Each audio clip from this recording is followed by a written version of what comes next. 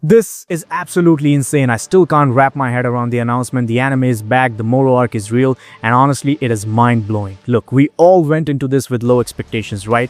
We were ready for something small scale, maybe even another letdown, but nope. Turns out they finally gave us exactly what we've been begging for 8 long years, the massive acclaimed return of Dragon Ball Super. But as the days go by, more info is dropping, major details that tell us exactly what this comeback is going to look like, so buckle up.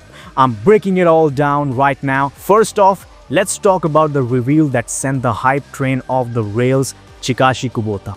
It is officially confirmed that Kubota was directly involved in creating that Moro Arc trailer. And suddenly, it all makes sense. That's why the footage looks so crisp. Kubota wasn't just supervising, he was the animation director and key animator for the trailer shown at the showcase. This is huge. We are talking about an absolute legend in the industry. If you don't know the name, Kubota was the character designer and animation director for Dragon Ball Superhero. He's the guy who mastered that sense of weight, expression, and impact. He also cooked on Dragon Ball Daima. So when you compare his previous work to this new trailer, everything clicks. This confirms the quality wasn't a fluke. It's the direct result of Kubota's talent. It basically guarantees that the Moro saga is going to have top-tier visuals, putting Dragon Ball in the hands of the best possible animator to bring this story to life. But it gets deeper. Kubota himself revealed that they used a hybrid workflow for this trailer. We're talking a mix of 3D CGI, traditional hand-drawn art, and a technique where they take 2D images and manipulate them in a 3D space to control the fluidity. It proves that Dragon Ball has finally mastered CGI in a way nobody thought was possible. Compare this to the superhero movie. That was great, but this is on another level. The CGI is blended so perfectly that in the 2026 trailer, you barely notice it. It feels like highly polished traditional anime. The majority of the footage is hand-drawn, but the CGI keeps it consistent. This is the future. They are betting on a hybrid style that combines the best of modern tech with that classic feel, elevating the franchise to a cinematic level we haven't seen before. There's also new info regarding the Galactic Patrol arc. It looks like they are adopting the philosophy we saw in One Piece's Wano arc. Think about Kaido's dragon form or the Thousand Sunny ship.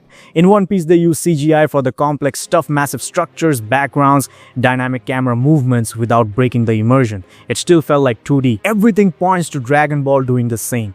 They'll use CGI smartly for space travel, massive ships, and complex backgrounds, letting the animators focus on what really matters: the combat, the acting, the raw emotion.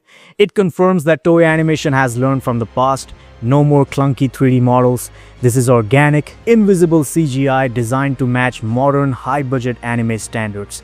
Now here is the detail that blew my mind and a lot of people missed it.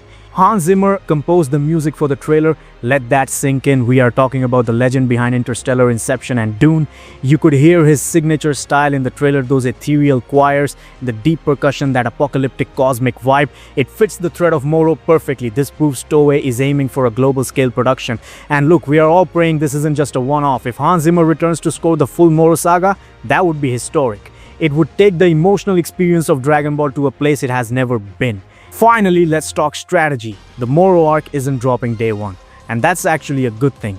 The plan is to reboot Dragon Ball Super starting with the Beerus saga, which is confirmed to be just 6 episodes. The Golden Frieza saga following it, also 6 episodes. This is a massive win. It means they are cutting all the fat. No filler, no redundant scenes, just the core story.